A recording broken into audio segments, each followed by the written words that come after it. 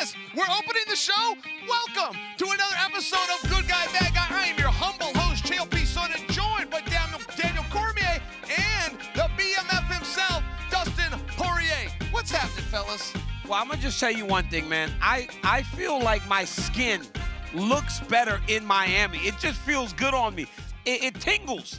I walk around and I bat women off of me left and right, up and down. I've seen that. Look, dude, it's crazy. I don't know what it is about Miami that just makes me feel this good. Remember the last time we were here and there was that beautiful boat right behind us? My God. And they were telling us it was Beyonce's and we believed it, or was it J-Lo's? Yeah. That same beautiful boat still back there, and that same rumor is still going around.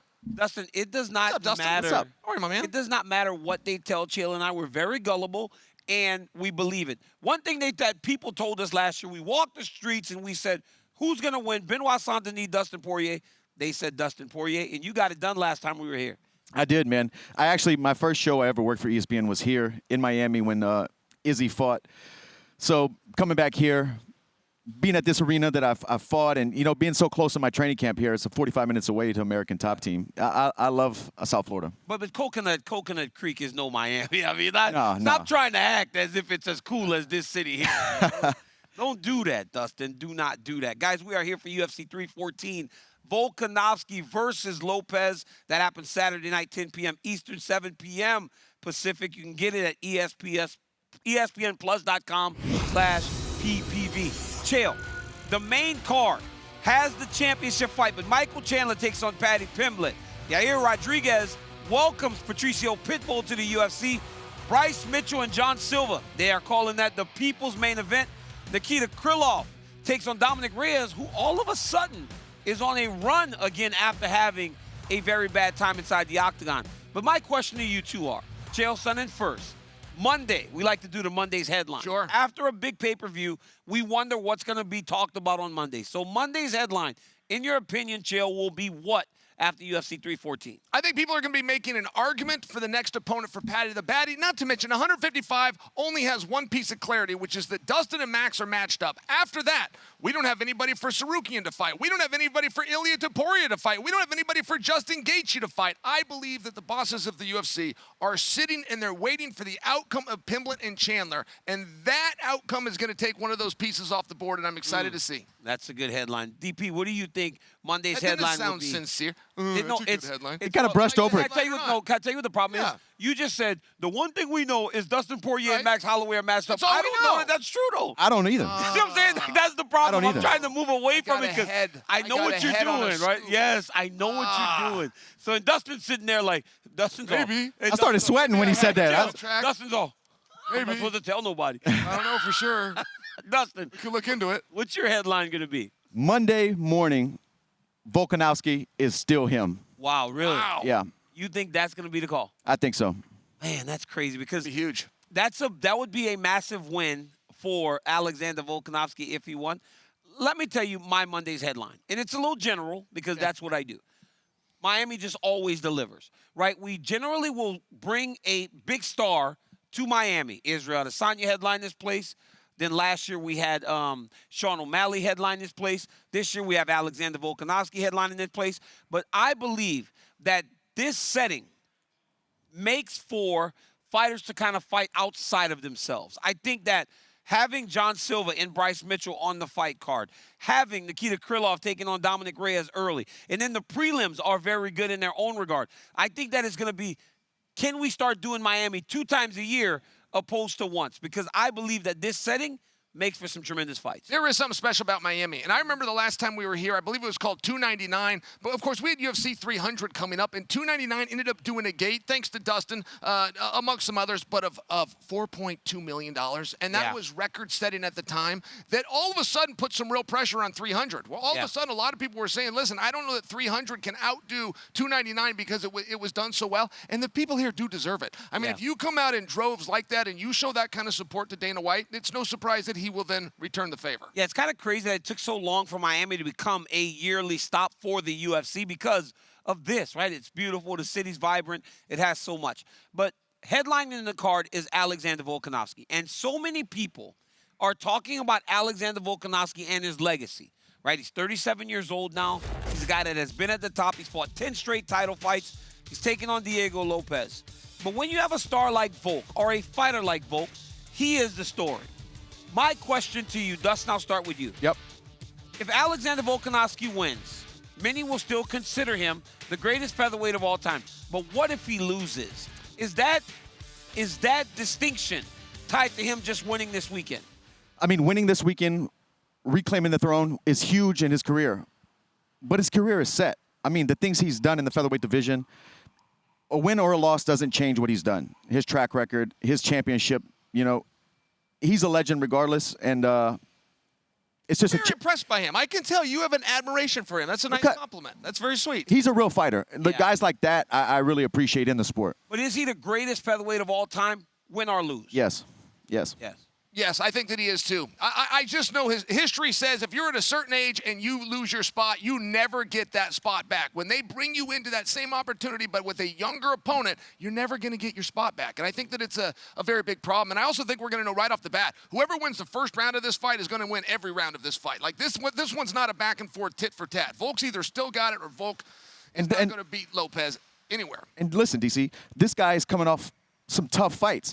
And he's jumping in there with the young lion who's on a streak, headlining Miami. Like, this guy threw himself into the fire again. That's what I love about him and what he does. But the thing, this is my thing, right? We as mixed martial arts fans and people that talk about the fight, the pundits, we have short memory. And it's almost like you want to rewrite the history that Alexander Volkanovski has already set. That's unfair. This guy is in his 10th straight title fight. He has beaten every single featherweight that they've put in front of him. Many say that the second best featherweight of all time is 0-3 against him, talking Max Holloway. Sure. Right? He beat Jose Aldo. He's beaten everybody. So I believe that it is secure. But when you talk about a young man in Diego Lopes, the guy that he's fighting, this guy really does have nothing to lose, and he approaches the fights with that type of attitude. It's do or die from the very start. And one thing I talked to him about, DP, he said to me, he goes, it might look reckless, but I promise you, it's not. I'm choosing my spots much more carefully than people give me credit for. Yeah, it's controlled chaos. But I think Volk's going to do it. But a stat that jumps out to me when I was flying over here, I was looking at some stuff, studying my notes, and I was like, 35-year-olds plus in the UFC and championship fights are like the stat 17, or maybe 30. So they know it's crazy. It's like crazy. Something over 35, especially light. Like nobody wins light. That scares me, But seeing Volk come back after these last two losses, will he have flashes and glimpses of who he was before? Everybody takes losses like that differently. But it could be a revamped Volk or it can be an old man Volk. We got to see. But here's the problem, DP. Who's he losing to? The best in the world. He lost to Ilya to Poirier, and he lost to Islam twice. It's how, though. It's how he's But how many people are beating those two guys? Tell me how many guys would you choose in the same circumstances, under the same circumstances, to be 3-0 opposed to 0-3 against Islam and Ilya to Poirier? DC, I tried and I failed. On somebody's laurels, yes, they're very good. But let me make this point to you. One thing that we don't know about Lopes, can he go 5 rounds? Lopes has never been signed for 5 rounds, let alone had to do it. I got invited because I made this comment on our show. I get a phone call from his manager. He invites me to a private training session so I can see if this guy can go 25 minutes. And I got to tell you, he's got a good pace. I got to tell you, when it's 25 minutes in, man, it was like shotguns going off when he was hitting the pads, and it was as hard in the 5th round as it was in the 1st round. He said, do you still have these concerns about the 5-round club? And I thanked him for inviting me, and I said, no, I don't still have those concerns. But you can't. He can hold up. When those lights come on in this arena, it's a different 5 rounds. It's hot up in that octagon. It's hot. Oh, it's hot in Miami. It's hot. It's hot in Miami. It's hot inside that octagon. Chill. I got a question on Yeah. it. How in the world do you keep ending up in these situations? That happened to you with Pereira. Sure. You just somehow managed to be in the gym whenever Faziev was training. Yeah, Like, I'm how are going you to kick getting Pierre in his nuts. How are you getting these invites into He these said training no sessions? chama. He said no chama he did. Chael. He did. Chael's full of chama. You know what's Lots the of best thing? chama. At least people are watching us. That's At true. least they're watching, right? true. At least they're watching. Hey, Pierre's got a presence, man. He does, Pierre doesn't walks into a room like he's like a character, really. He got these broad shoulders, man. Yeah. He's cool. Pierre's He's a cool. big dude. When I fought here, I saw him walking around. He had a vest on, no shirt. No shirt. No vest. undershirt, a vest That's with not- nothing. Yeah, I know. It makes it work. Oh, it worked. We'll do It it. The worked. problem is nobody can tell him nothing. It's like you're going to tell Chama to put a shirt on. Nah. And then what? He kicks you? It's like, come on, man. I'm not really taking the risk of telling this guy his fashion sense is off. Co-main event. Dustin, you, Justin Gaethje, you guys kind of started that, hey, let's look down. Chael and I talk about this in regards to professional wrestling all the time. You look behind you and you pull the guy up into the main event with you. Many people at 155 didn't want to do that. Michael Chandler is now in a position where he's doing that for Paddy Pimblett this weekend. He gets the opportunity. This fight seems to have everything that makes for an event. Will this fight, though, deliver? Can this be the fight of the night? It definitely can, but to me, as a fighter and a fan, Chandler is at a crossroads here. He's taking on a young guy who has a lot of hype, but his track record's been kind of rocky in the UFC. You know, he came over right out the gate, big win, then up and down, up and down. This is a big test for Chandler to show he deserves to be at the top of the division. It's honestly been more down than up, Dustin. Hey, you said it. Dustin, can I ask you a straight-up question? Is Michael Chandler a cheater? Bro. Dog, seriously. He's a competitor. I think... Does he break the rules? In the octagon, does he cheat? Yes. Yes. Dustin, you're not the only... I don't know if it's premeditated, but he's out there to win, and I think he's, you know... What's something nasty he would do? Would he do eye stuff? Would he do groin stuff? Dustin tried to say he How far will fish he hooked go? him. Oh, not I'm trying to. He did. So, Dustin, His finger ended up in your mouth, and he pulled. Oh, dude, his finger ended up in your eyeball. Dude, I bit him so hard. Yeah, no. He cupped the top of my top teeth to pull my head up to get a choke in. Come on, Dustin. I swear, like, you're not the only one. So this is what Justin Gaethje said to me. Sure. Gaethje said, I said, because I want to know, because I heard Dustin's interview somewhere, and I was like, okay. Then I heard Paddy Pimblett say it. Then Justin Gaethje said it, and I was like, Justin, why? Justin goes, I believe he's such a competitor that he's like, I'm just going to win. He goes, because the referee said stop. He goes in right in the middle of it. He goes, he tried to knock me out. And Michael's like, of course I tried to knock you out. That's what we're supposed to do. He said that, yes, he cheats because he wants to win so badly. And I don't think he's deliberately doing. He's just trying to win. I mean, all is fair in love and war, and this guy is at war in there, doing scratch and clawing, doing whatever he can to get the W. I don't think he's trying to be dirty. But he's a great guy. Do you harbor resentment? I don't know him personally. No, but like, it seems like... I mean, he shouldn't have put his hands in my mouth. You bit him, Dustin? I bit him so hard. Well, who's cheating if you bit him? His fingers shouldn't have been in there. Sure. It's which came first. Yeah. You were correct. And you know what's crazy, DC? It wasn't even a thought. It just instinct. Because you're a little yard dog from Lafayette. Hey, I tell you what, he's lucky I had that mouth guard on top. Because his fingers, he'd have been... But so Chael and I were talking Monday, and you can't lose to the next generation. That's what's important. And does that add pressure, right, to Michael Chandler? Like, does that add pressure? Because if you lost to Benoit Saint-Denis, not only do you not fight for the belt, now you're like fighting you might be fighting the dude that's number 13. Because now you're stuck down there.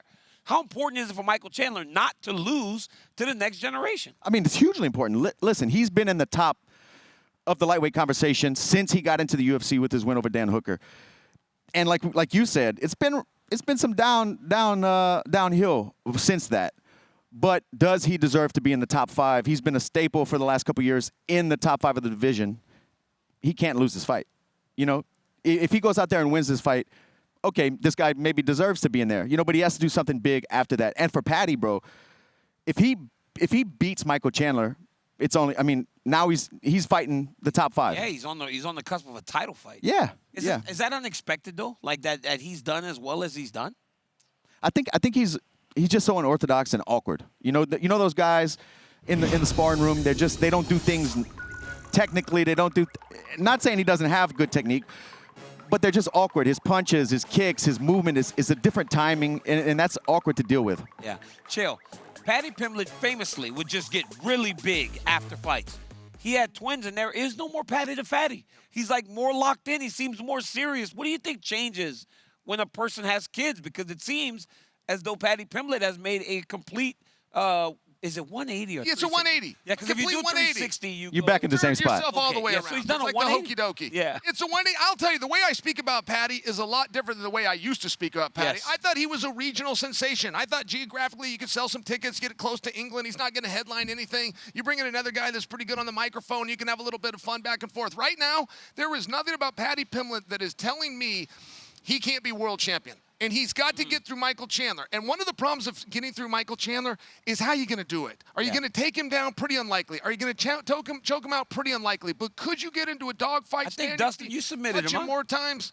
But touch him more times than he touches you, maybe in an ugly kickboxing match, maybe really make conditioning part of it. I think Patty could win a fight like that. Yeah, Patty's better than I think. And I told him this to his face. I go, everybody was wondering, when does this kid get exposed, right? Like you said, he comes with all this hype, and there's so much build around him. When this guy fights somebody good, and then he beats King Green, and he looked better than he's ever looked, and you know how tough King Green can be. Look at what he did to Grant Dawson. Hey, Dustin, let me ask you something before we move on. Win or lose Saturday, Michael Chandler is likely to be handled a microphone, whether it's for a victory or to say goodbye. Should he call out Conor McGregor still? No. At this point, let that ship has sailed. Let it go, bro. Let It's it go. over. Let it go. But Dustin, he doesn't get a title fight. He's not fighting for the belt. He's fought every one of y'all. Why not? Because it's not happening. It's not happening. That's why. Because Conor's not going to make the walk. I don't think so. Wasting your breath. I don't think so. I understand that. And it's just too repetitive. Like 1, 2 times is good. You can't do it 3, 4, 5. You can't. Every time you get a mic, you can't call this guy out. Sure. It looks a little desperate. Before we move on, one word. Seriously, Dustin, not a sentence. One word to describe Michael Chandler, and then we can go on to Yair Rodriguez. One word. Explosive.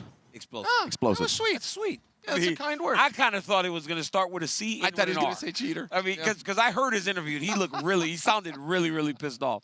That's crazy. So Michael Chandler and Patty Pimblett fight in the co-main event, but before that, we finally welcome Pitbull. Excited about it. this. It feels like it's so much time that has been lost by him not getting here sooner, because he feels like he's always been one of the best featherweights in the world. But he's taking on Yair Rodriguez. They didn't give these dudes easy fights, man. I'm hearing that Pico gets Avloyev. They're getting big-time fights right away. But what's the excitement level, DP, to finally see Pitbull in the octagon? I'm excited to see him against guys that I've been watching in the UFC and guys who have fought for belts. Pitbull's history, I mean, he's championship caliber, obviously, but he's diving into the deep end of the featherweight division, and I'm excited to see him. I've been a fan of his for a long time. I can't wait. This is a very personal fight. I mean, Dana White did not have to bring this guy over. Dana White has been watching the Pitbulls long enough that he says the contract, it's now or never, and these guys deserve a shot. He brings them over, deals them from the bottom of the deck. Yair Rodriguez, nobody is speaking about him. I can't find a headline all week about Yair Rodriguez, to the point that John Anik even called him the forgotten featherweight. If Pitbull gets the jump on Yair, and based around how he gets the jump on Yair, he could be drawn right into a world title fight. I mean, there is a lot around this match for it being swept as much as it is, for it to not even be a co-main event. I am looking at the outcome of this match to set up the future of 145, at least for the year 2025. I think there's a lot more on this contest than it's getting credit for. Yeah, there's 3 featherweight fights on the card this weekend that could truly impact what happens at 145 going forward. And I believe that Pitbull gets an opportunity to really make an impact immediately. There are times when you come from a different organization, and I experienced it myself. I fought Frank Mir right away. So it legitimized me from day one. He can do that same thing and potentially earn a championship opportunity. But he is so closely tied to Chandler. I know it feels like I'm trying to get you And to talk him and his brother, Chandler. They're so closely tied to Chandler. I asked him today in a fighter meeting, I said, can you take anything from the run Chandler has had inside the UFC? He goes, no. He goes, because there was a point that came where Michael Chandler decided that entertainment was more important than winning. And I felt like that might have been a little bit of a dig at Michael Chandler. He goes, I'm here to win. Do you believe that his run will be more successful than Michael Chandler? I mean, Chandler is in the best division the UFC has at 155. So what do you think? I mean, I do. I mean, what's Chandler's record in the UFC? He's 2-4 right now. Pitbull's not going to go 2-4 in the UFC. You don't He's too dangerous, too But explosive. Even fighting a guy like Yair in fight one, that means he's got That stylistic matchup is tough. You know, especially being a shorter guy. He's not a tall guy. The ranginess of Yair is going to make it a difficult fight. But he has the power and the tools to close distance and put this guy away as well. How well you get a fight on your opening time in the octagon, though? I mean, that's a very real thing. They nicknamed Randy Couture the Natural because he could go in on day one and play. Not a lot of people can, and it doesn't matter how active you are in other organizations. Hector Lombard comes to mind. Wanderlei Silva comes to mind. There's just something about the octagon, and it is as real as it gets. And I do think that Yair is playing a very interesting game, which is to stay out of it, really minimizing himself and minimizing this fight. But I think when that referee says go, you're going to see the Yair Rodriguez you're used to. Yeah, and he's as good and dangerous as anybody in this division. for a long time. And yesterday kind of ran into Yair and talked to him a little bit about it. And he looks forward to being the one to welcome Pitbull and show him, hey, different level. You're good, but it's a different level here in the UFC because not only will you be fighting great guys, but there will be no easy fights in the middle. And I think that is the biggest difference in fighting in other organizations in the UFC. When you get to the very top, Dustin, you have got, it was Islam, Chandler, Gaethje, Max. It's never easy. And that where I think the difference comes for a lot of these guys coming from different organizations. Yeah, but if you look back at his career, man, he's fought some tough guys in some huge fights. But like you said, under these lights, it's a different thing. It's a different thing in there, especially fighting a guy like Yair, who's got championship experience and fought who's who. Yeah, chill. Hey, the PR genius Bryce Mitchell is fighting. The PR genius. Oh, man. The PR genius Bryce Mitchell is fighting this weekend, and he's taking on John Silva. Like, that is a tremendous fight. How do you think their styles match up, and whose favor does it play? The emotions. Bryce made a big mistake, okay? And that mistake got him called out by John Silva. And everybody thought, well, this is a pretty good punishment to put him in there with John Silva. I mean, that's behind the scenes. Sometimes a guy needs bent over and spanked. John Silva is supposed to be the guy to give that spanking, and I'll tell you, I know a lot of his fights, and he's just mean enough to do it. I don't personally underestimate Bryce Mitchell, particularly on the ground. He is a very creative guy. I mean, he does the twisters and all the flexibility stuff. He can also hold up. Bryce Mitchell's a very good fighter, but if you wanted to design and go look at somebody on the roster that was a really bad matchup for him, you just found it in John Silva. Yeah, John Silva is the way that he puts guys out and the way that he can approach these guys, and he's not concerned to get taken down because he has good grappling, he has all the ability. But if Bryce Mitchell can take you down and control you, it doesn't matter what you have in terms of your athleticism and your explosiveness. Do you remember what he did to Edson Barbosa? Sure. Remember what he did to Dan Ige? He has fought guys before that possess tremendous power and that can put your lights out, but it don't matter. He finds ways to get the job done, and I believe that this is much closer a fight than most people give credit to. He does, and he's crafty, but I'm going to tell you what, DC, if he doesn't get the trips, get the takedowns, he's in big trouble. Yeah, I think he's in big trouble. Dustin, UFC 314 is going to be phenomenal, but we ain't letting you off of here without getting a little. Look. Nah. You signed up for this knowing that we would ask you questions, right, Chael? He knew. Yo. The contract. Hey, I was looking at this card. And there's so many fun fights, but I got to talk to you about Jim Miller. Nah. Hall of Famer. Okay, no, we're not. Yes. Listen. The Hall of Famer. I'm excited about this fight. I'm excited, but you ain't doing this to me with this Jim. Yeah. Oh, Hall of Famer. You're trying. And he should be. You know what you're doing? You're trying to make everybody turn on me again because last time I said Jim Miller. He's a legend. I can't. It literally makes my stick. Because here's come after you. Yes, because they come after me because he's so beloved. But listen, when I'm looking at these fights on this card and I see Jim Miller, legend. It gets I'm me excited. Yes, but time spent in the octagon doesn't put you in the Hall of Fame. It just doesn't work that way. I told you guys this a long time ago. Pretty good record. I mean, that's a pretty good record. It's a pretty good. Look, it's harder to stay there than to get there, and this guy is still there. So you're on that side too now? I think that there is a real something that's impressive about having an ability to extend one's career. I think that is an amazing feat to have. Hey, man, I'm not doing this, man. As a Hall of Famer, I believe that it comes with like a level of power, and we are anointing Miller. He's going into the Hall of Fame too. I thought he's already in. And I believe he should be. Definitely. But before he can go to the Hall of Fame, he's got to keep fighting. You said earlier, you announced that he's fighting Max Holloway, so are you? No, I didn't. No, I did. No, Chael did. Fight announcement yet? No. My name is Bennett. And I ain't in it. DP, will it be the last walk? It'll be the last walk. Really? I'm not one of these guys who's going to lay the gloves down and then a year later you see coming out of retirement. When I lay them down, I'll never pick them back up. So I've come to terms with that. Yeah, and not to mention, DC, if they do that and they do that the right way, that means he would be leaving with a belt. That would be very cool. If I do it the right way. That's right. Yeah. But I mean, there would be no reason to come back. That would be a very special moment. And the rumors it's going to be in New Orleans, and the rumors if it's in with Max, the rumors it's going to be. For this guy knows a lot of stuff. Doesn't he? Knows more than me. These really are just rumors that are going around. But where there's smoke, oftentimes there's fire in this industry. And I'm saying, if there's a way to go out, that would be a very perfect moment. That would be a perfect moment. Dustin and I were supposed to fight in New Orleans once. I ended up moving off the card. I wish I got to experience 10 years ago. 10 years ago already. But, Dustin, I will say this to you as a friend. If this is it and you retire, just know, brother, doing this and living your life for your daughter and your family, you will have no regrets. Because watching you from Fightville all the way to becoming a world champion and a BMF champion, I remember watching you. I had a 700-square-foot apartment in San Jose. I was on the 3rd floor in a place called The Woods. And I remember you made your UFC or WEC debut against that kid that was Josh Grisby. Was it Grisby? I fought him in the UFC. So was that your first UFC fight? Yes. Yes, and he was supposed to be this fantastic guy. I filled in for Aldo. Aldo pulled Yes. out with a neck injury. He was served up. The kid from Lafayette, and I was like, I'm going to watch this kid from Lafayette. I had trained with him a little bit, and I was like, he's very good. And Dustin put it on him. I was like, oh, he's got to.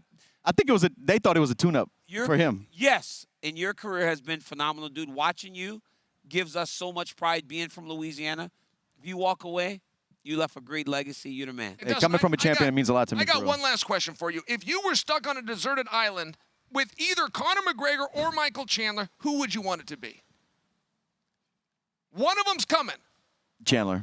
Michael Yeah. Chandler gets the nod. Wow. Are you going to be friends with him, or are you going to? Nah, but I just feel like he's better than Conor? He's gonna build a tent. He looks like somebody who's gonna Bear Grylls He's gonna type of try stuff. to survive harder. He's gonna fish and get us food. Like, yeah. Can I yeah, say yeah. this? Like, if I Conor's just gonna talk the whole time. If I had to be stuck on a desert island with someone, I would do Jones, because I'm going to just hit him upside the head with a rock and eat his ass. Hey, you got to eat something out there. At some point, you got to eat a dude, right? You might as well eat the dude you hate the most in the world. Enjoy. I mean, right, Dustin? Nice. I don't think there's a lot of meat on them bones, man. Dustin, real quick, before we get to Forrest Griffin in a minute, you have done ESPN Desk now for 2 years. Earlier, you went and you picked a fight saying, I got Volk, without even, like, us asking you to pick. That's the headline. That's the Monday headline. So have you gotten anything back from the fighters where they get mad because you pick against them and stuff yet? I haven't seen it yet. I don't have the experience like you do, so I'm not calling as many fights, but I'm sure it's coming. It's coming. It's coming. Do you like doing us? Doing what? Like doing this? Oh, I love it. This is fun. Yeah, it's This awesome. is fun. I enjoy it. But I know fighting, and I know anything can happen. It's not that when I pick a fight or a winner, I have nothing against the other person. I just, stylistically, I think that's the way it's going to go, but we'll see. Yeah, it's awesome. Hey, Dustin's been doing this for 2 years, but 20 years ago is when the UFC went to a completely different level, and that started with Forrest Griffin versus Stephan Bonnar. Let's take a look back. Ladies and gentlemen in attendance here tonight, and the millions of UFC fans watching around the world, you have just witnessed 3 rounds of the greatest action seen inside the octagon in the history of the UFC. Let's have a big hand for these UFC light heavyweight warriors. And now we go to the judges' scorecards for the decision. For the winner, by unanimous decision, Forrest Griffin!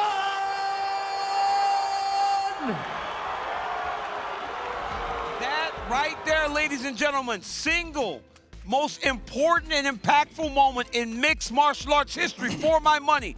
That was 20 years ago, Chael, son, and already that Forrest Griffin became the original Ultimate Fighter, beating Stephan Bonnar in an instant classic, one that still lives with all of us today. An unbelievable moment. I remember watching it from my couch, and now we will be joined by the original Ultimate Fighter, Forrest Griffin. Forrest, thank you for joining Good Guy, Bad Guy. But Forrest, I got one real question for you. You're sitting there inside the Hard Rock, waiting for the decision, and Buffer gets long-winded. Was there ever a moment where you were like, Buff, get to it, man. Like, let me know if I won this fight. It wasn't that. That wasn't the one. When I fought Quentin, he went on forever. And I was like, bro, come on. What? And then he said, I don't know. He, like, changed up his whole spiel. And I was like, he's never done that before. You know, just do and new or still? Like, what's, Yeah. Like, come on, Buff. Let this man know if he won the So fight. me and Stephan both thought there was going to be another round. Because the last thing they told us was, because it's for a contract, if it's a draw, you will go to a 3-minute overtime round. Wow. So We were both like, okay, mentally prepare yourself. 3-minute overtime rounds. But you were exhausted. There was no way you were going to fight another round. But in that moment, Forrest, could you I had feel 3 minutes. that you I had guys were 3 making minutes. history? You had 3 minutes left in you. But did you guys feel like you were making history in that moment? Honestly, you know what? I did feel no, but it changed. You know, I knew my life had changed. I knew, like, hey, when I introduced myself, I'm a professional mixed martial artist. I'm a prize fighter. You know, I'm not a bouncer. I'm not a cop. I'm not a student. I'm not a construction worker. I'm a, you know, I knew that I was going to get my dream in that moment for sure. Forrest, I can only imagine the bond that instantly formed as competitors between you and Bonner. And the late, great Bonner, but before he left, he even had a son. He named the son Forrest. Yeah. I mean, I got to think of Griffin. all the... Griffin, which is a better name. Of all the Yeah. competitions you have, this has to be the one where you bonded the most with your opponent. Am I right? For sure. We were actually training together a little bit.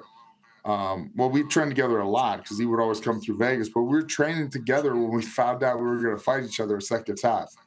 I was like, oh, you got to go, bro. Sorry, this is my gym. Hey, Forrest, 20 years have now passed since that. I mean, Yeah, we old. the time we is old, going coach. crazy.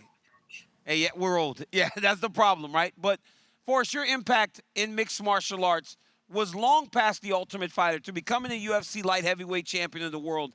When you look back on everything, Forrest, it's already been 20 years. What do you think about in regards to your career and everything that you ultimately accomplished? I mean, you know, I definitely, you know, wanted more. I definitely didn't think I was done when, you know, I definitely feel like I had 3 or 4 more in me, but we all do usually, right? Yeah, everybody feels like you have more when you don't really have more. But all the great work you're doing at the Performance Institute, Forrest, do you appreciate? How much do you appreciate the place that you are today? Because I know that you probably get annoyed with me because I'm constantly asking for favors to get people in to the PI. Don't be We're crazy. constantly Don't getting be people into crazy. the PI. I love you. I love you. Here's the thing. No, man, I love the fact that, you know, I kind of have a servant mindset, right? And I love the fact that I get to work for, you know, all 680 UFC fighters on the roster, you know?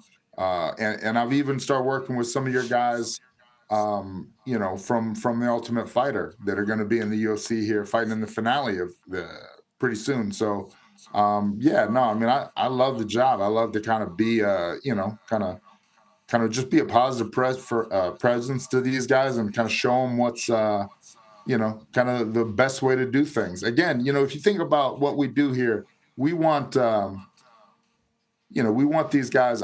These videos are killing me. I'm so distracted, right? Yeah, could we please go back to the Ultimate Fighter being that? Well, that was the thing, Forrest. I was going to ask you, I mean, the finale brought us something special in the world of mixed martial arts, but the program itself had a lot of drama.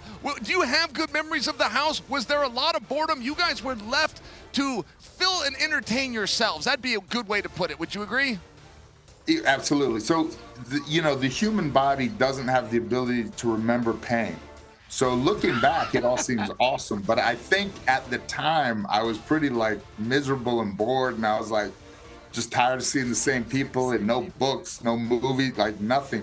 It was one of the few times I was sick of fighting because there was no, I mean, you know, there had a Bible and I would steal his Bible to read that because that was the only literature in the house.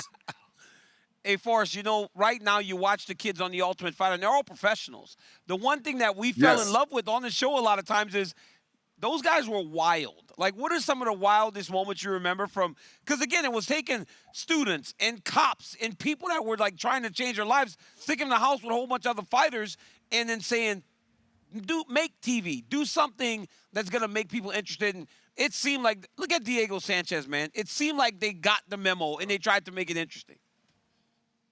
But they didn't try to make. They just were interesting. They just put us in the house with unlimited booze, and we're like, yeah, figure it out. And you know, here's the best part of the Ultimate Fighter season 1 was the crew and the producers had no idea what they were doing.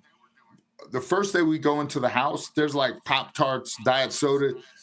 It was people that had done MTV's Real World. They had stocked the house, and I was like, who this? like we're athletes, bro. We gotta train like 4 hours a day. We can't eat this crap. Like we need. What are you doing here? This is like all packaged crap. You know, it's like muffins. Like what are you doing? You know. So everybody, nobody knew what the hell they were doing. The crew didn't know what was going on.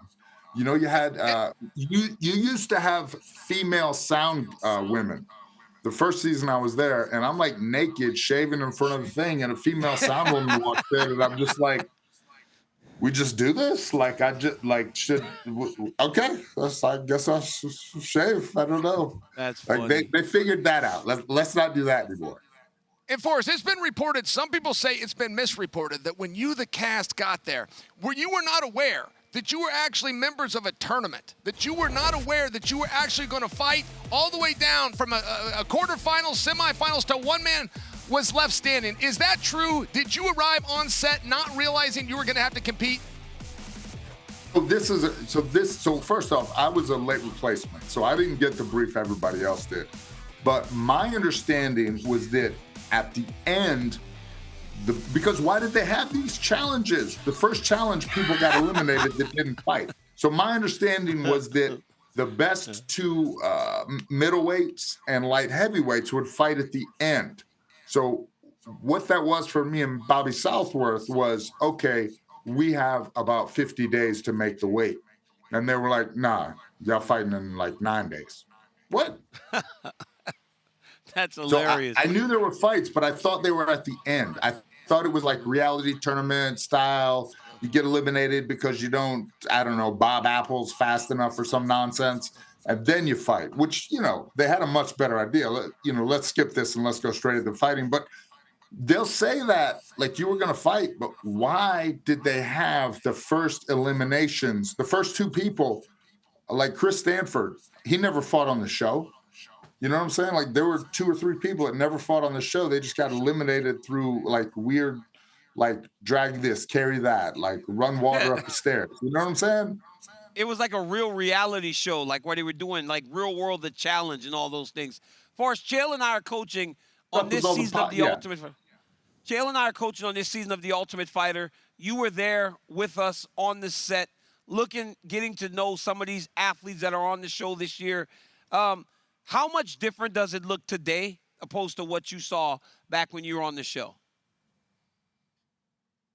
Like you said, it's these guys are professionals. These guys know why they're here. I love it though. I love it. It's, you know, but they're still interesting, or should I say, weird dudes. And I like that it's more international now. You know, you get guys from like, where the hell is this guy from? Or you know, people with different cultures and different training kind of practices. So I still like that. I like to see how these guys react to, you know, a DC practice.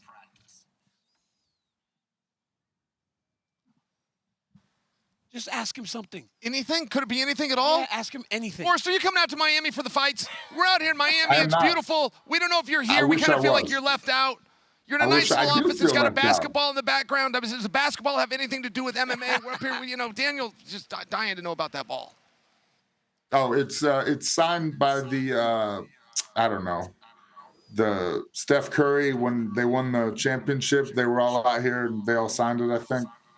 Golden State Warriors. That's nice. And then they hand it to you like they just assumed you would like the ball? I'm definitely not giving a ball to a guy that doesn't even know the name of my team. It feels presumptuous. Like, yeah, it's like, Forrest, you don't even know who gave you the ball. Like, you got a ball. You vandalize the ball, and then you give it to somebody else. He's got a ball confused. Signed by the Golden State Warriors and goes, Golden State Warriors. Yeah. They wrote on the ball, then gave it to him. It's a little weird. Not only that, but I've played ball with it. Like, I've taken it home and played ball with it. No, you did not. You played outside with a ball signed by the Golden State Warriors. I've dribbled on the asphalt in my driveway with that ball. You see? I believe he dribbled with it. That is why you don't give people, that's why you don't give people like Forrest Griffin a ball signed by the Warriors. I can't have nice things. You know this. I can't have nice things. No. Guys, season 33 of The Ultimate Fighter, Team Cormier versus Team Sonnen is on in May. Don't miss it, guys. ESPN2, ESPN Plus, wherever you watch, like our show, right? Yeah. Wherever you get your podcast, wherever you get your TV. TUF 33, Sonnen versus Cormier will go live. Hey, Chael, another show from Miami. Dustin Poirier joined us. Love it. Forrest Griffin joined us. Love it. We getting ready for UFC 314, guys. For the bad guy, Chael Sonnen, Dustin Poirier, and the great Forrest Griffin. I am Daniel Cormier. We will see you guys on Monday. But boy, listen to the music. And welcome to Miami. And welcome to Miami. Miami.